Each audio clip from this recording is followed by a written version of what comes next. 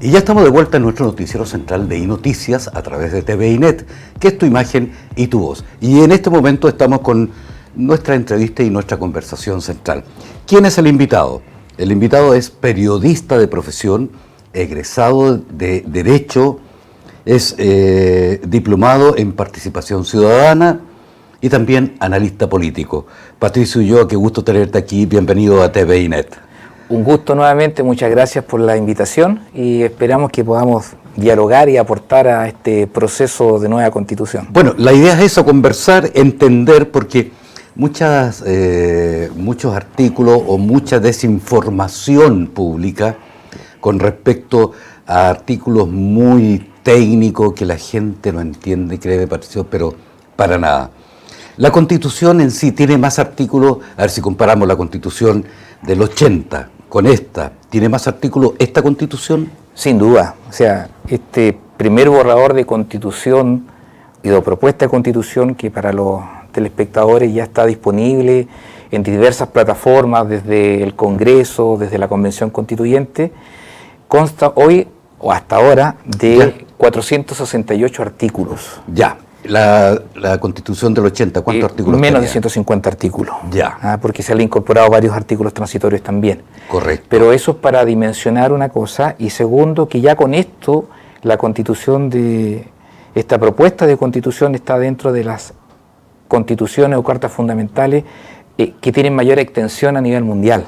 Hay distintas categorías para clasificar las constituciones según su extensión, según su contenido. Correcto.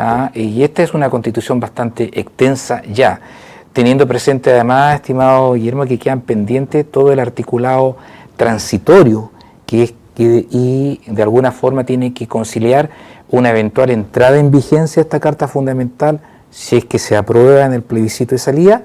Ya. Y en ese caso, cómo conciliar con la actual Constitución, pero además dejar presente también que la Constitución por sí solo no cambia el ordenamiento jurídico, sino que establece una jerarquía de normas y a partir de esas hay que conciliar lo que dice o diría la nueva Constitución con las distintas leyes que están en este ordenamiento jurídico, que son las normas que nos rigen.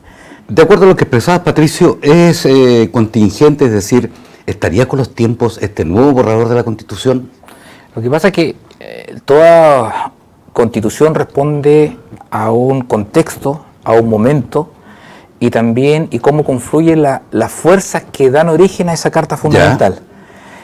Si uno pudiera hacer por oposición, decir la Constitución del 80 responde a un golpe de Estado, a una mirada de las Fuerzas Armadas de un sector de la sociedad chilena que se impuso en una Constitución que justamente además se votó un día 11 de septiembre del año 80. Ya. Hoy día, propuesta, o al postas estamos de una propuesta de Carta Fundamental, responde, ¿no es cierto?, a los movimientos sociales que se originaron el año 2019. Y por lo tanto, la composición de ese cuerpo que es la Convención Constituyente es la que le ha dado los énfasis, los contenidos, las miradas, que es el resultado de lo que más o menos hoy día nosotros tenemos a disposición. No obstante ello, a mí me gustaría hacer varias precisiones. A ver, vamos con esas precisiones. Primero, porque hoy día nosotros estamos inmersos en un mundo de las redes sociales. Sí. Y por lo tanto las redes sociales determinan rapidez, inmediatez, pero no contenido ni análisis. Entonces nosotros hoy día tenemos una distorsión de lo que es el contenido de este borrador de nueva Constitución. Claro, porque uno lo puede manejar a su antojo, es decir, yo apruebo por esto, rechazo por esto y bajo ningún... No hay parámetros hoy día objetivos, porque si nosotros hiciéramos un estudio de opinión, ¿quién está informado? ¿Quién se ha leído? Y quiero ampliar además porque hasta el viernes eran 468 artículos, hoy día lunes ya son 499 artículos. Creo que somos pocos los que nos hemos dado la tarea de leerlos. Imagino, yo por lo menos todavía no. Entonces, eso es una primera mirada. Nadie ha tenido la oportunidad de leer el texto, que además tiene que ser armonizado. Correcto, eso que íbamos a ver esto. Segundo es cómo se ha llegado a ese contenido. Yo también quisiera hacer este contrapunto. ¿Cómo hemos llegado? La Constitución del año 80 se aprobó por un sector minoritario Ya. que impuso una mirada de país en términos económicos, en términos ideológicos. Ya. Pareciera que producto del contexto en que se da esta nueva instancia de definir una Carta Magna, las fuerzas que ahí confluyen también imponen una mirada. ¿Y por qué quiero señalar esto? Porque en un análisis anterior, en conversaciones anteriores, nosotros, y yo particularmente, sostuve que esta convención constituyente era lo más representativo de lo que era la sociedad. Correcto. Mestiza, hombres, mujeres, regiones, pueblos originarios. Y además agregué que había dos elementos que daban ciertas garantías. Primero, que la derecha partidaria del modelo neoliberal de la Constitución del 80 tenía menos de un tercio, por lo tanto no tenía el derecho de veto, es decir, limitar, coactar, obligar a que la mayoría no se representara en esta nueva Constitución. Y además sostuve que la izquierda tampoco tenía 2/3 para imponer una mirada de nueva Carta Fundamental que tiene que gobernar a todos los chilenos por los próximos 50 años. Correcto. Pero aquí, En base a eso, a ver. uno empieza a hacer el análisis fino, porque yo le diría esto, Guillermo, a todos los telespectadores. ¿Alguien tiene duda que los integrantes del Frente Amplio, el Partido Comunista, o lo que fue en algún momento la Lista del Pueblo, no iban a imponer esta mirada respecto de la nacionalización de los bienes, de expropiación de ciertas empresas, de una consagración de derechos sociales por sobre libertades? No hay ninguna duda de eso. Ya. Era la mirada que se sabía desde antemano. ¿Alguien tiene duda que quienes representan a la derecha o a los sectores más conservadores no iban a defender el modelo que tenemos hoy día? Tampoco.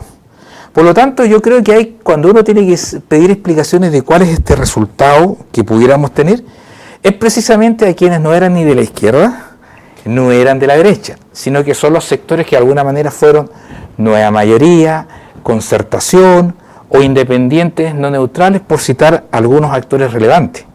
Porque son ellos que con sus votos han contribuido a obtener los 2/3 que permiten que las propuestas se incorporaran en este borrador de nueva Carta Fundamental. Correcto. ¿Ah? Por eso también uno tiene que empezar a delimitar responsabilidades de qué es lo que tenemos hoy día como resultado. ¿Qué tenemos como resultado hoy día? Eso lo quisiéramos saber. Una constitución hoy día, en primer lugar, que si uno lo mira desde la óptica ciudadana, ¿Ya? que es para mí lo que me otorga esta Carta Fundamental, es principalmente derechos por sobre libertades. ¿Cómo así? A ver, A ver, Patricia. hay un capítulo capítulo 3 de la Constitución de 1980 que consagra los derechos y deberes fundamentales, Ya. pero que sustancialmente consagra libertades. Libertad de trabajo, Sí. libertad de educación. Ya. Por citar dos ejemplos emblemáticos y que se oponen, o uno podría decir, generan una contraposición Una yuxtaposición con respecto a derechos. Derecho al trabajo, derecho a la educación, y se agregan otros ahora, por ejemplo, derecho a la vivienda. Estoy siendo muy resumido de todo lo Sí, que claro, estamos porque conversando.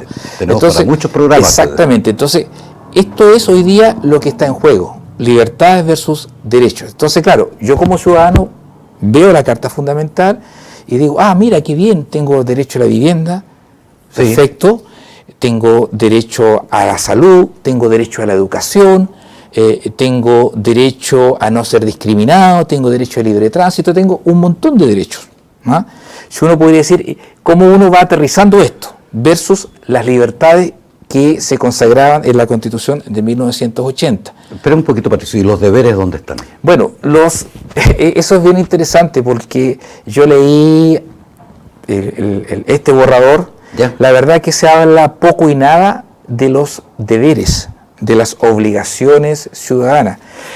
Por ejemplo, uno extrañaría una disposición de que si queremos un Estado social, democrático, esto se financia con impuestos, y hay que decirlo, no se financia de otra forma. O sea, tiene financiamientos, principalmente los impuestos de los distintos tipos que conocemos, a través de empresas públicas, como podría ser, por ejemplo, Codelco, ENAP. Esos son fundamentalmente las fuentes de financiamiento que tiene un Estado. Ya, aparte de los impuestos. Claro, entonces yo no vi en ninguna parte de este borrador de Carta Fundamental será obligación de los ciudadanos concurrir al pago de sus impuestos, desde impuestos territoriales, ¿no es cierto?, desde el IVA, etcétera.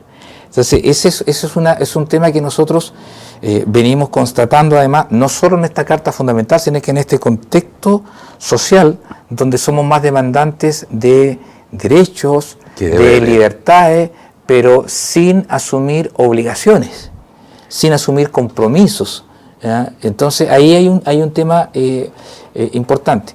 Segundo, hay ciertos conceptos que también, Guillermo, si usted me permite, quedan un poco en el aire. Por ejemplo, la Constitución, en varios pasajes, cita el concepto de pueblo.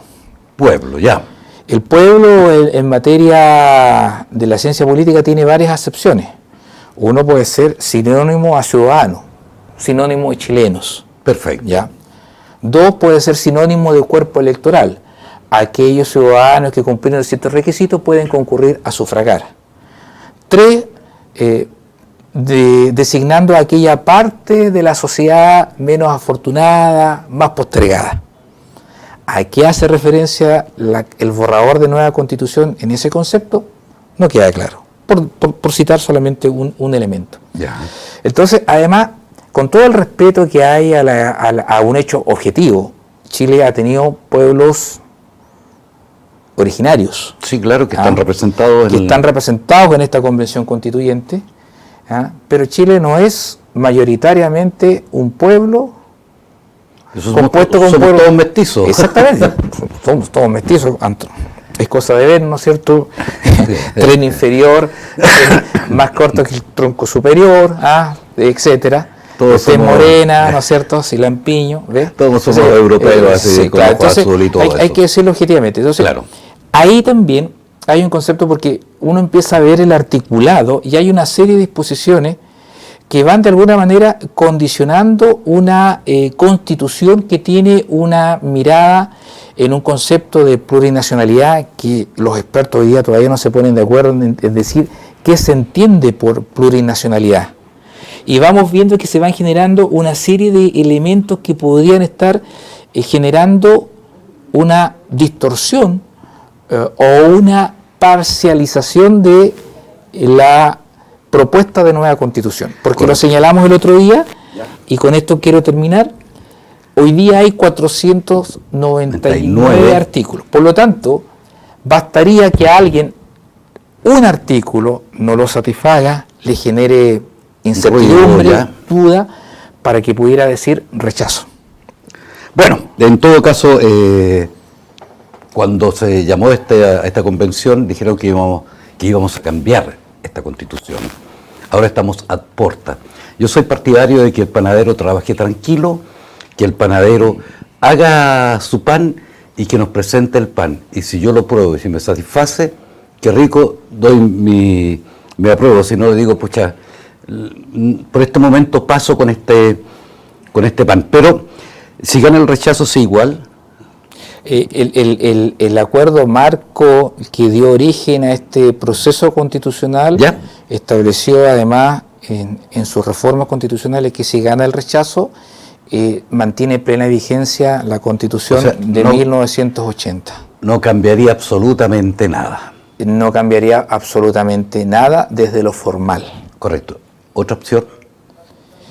Bueno, hay varias opciones. O sea, una alternativa es que los mismos actores políticos, es decir, el Congreso que llegó a este acuerdo, pudiera decir, mire, podemos buscar o recoger aquellos aspectos de este trabajo que puedan ser incorporados a la Carta de 1980, abrirse a una elaboración de una nueva Carta Fundamental desde el Congreso, desde una comisión mixta.